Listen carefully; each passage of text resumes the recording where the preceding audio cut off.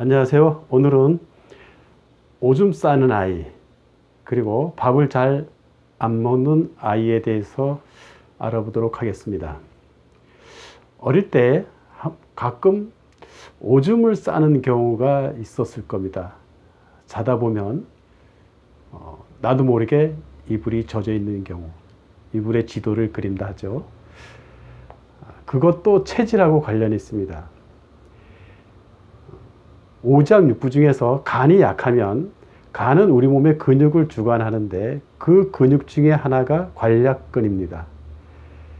밤에 자면서 소변을 마르면 내가 깨서 화장실을 가야 되는데 꼭 이른 새벽에 그 관략근이 자기 의지와 상관없이 열리게 됩니다. 그때 아이들이 오줌을 싸죠. 그것은 간에 문제가 있는 거기 때문에 간을 좋아지는 신맛, 매실, 오미자 또는 고소한 맛, 치즈, 참기름, 들기름, 들깨, 물론 그런 거죠. 그런 것을 평소에 아이가 좋아하기 때문에 그런 것을 먹이면 밤에 오줌 싸는 경우가 거의 없어집니다. 또 이른 새벽이 아니라 그 전에 밤에 오줌 싸는 아이도 있습니다. 그것은 방광이 약해서 그렇습니다. 어른들도 잠을 자다가 하루 저녁에 2번, 3번, 4번씩 화장실을 자주 가게 되는데 그것은 방광의 기운이 약해서 소변이 조금만 쌓여도 그것을 감당할 수 있는 힘이 약하기 때문에 자주 화장실에 가는 겁니다. 이럴 때는 신장 방광이 약한 것입니다. 그때는 짭짤한 음식, 젓갈, 된장, 간장 같은 것을 내 입에 간이 되도록 해서 먹으면 밤에 소변 보러 가는 횟수가 줄고 밤에 오줌 싸는 아이는 싸지 않게 됩니다. 그래서 오줌 싸는 것은 두 가지가 있는데 이른 새벽에 싸는 것은 간이 약해서 그렇고 밤에 싸는 것은 그 전에 밤에 싸는 것은 신장 방광이 약해서 그렇습니다.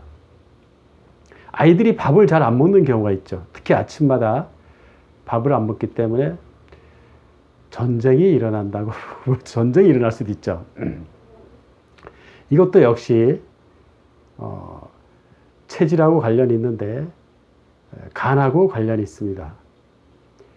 밥이 모래알 씹는 아이가 있습니다. 밥을 입안에 넣고 삼키지를 못하고 계속 오물오물거리고만 있습니다. 이것은 간이 약해서 담즙 분비가 잘 안 되기 때문에 소화액이 나오지 않아서 모래알 씹는 것 같다라는 느낌이 들어서 그렇습니다.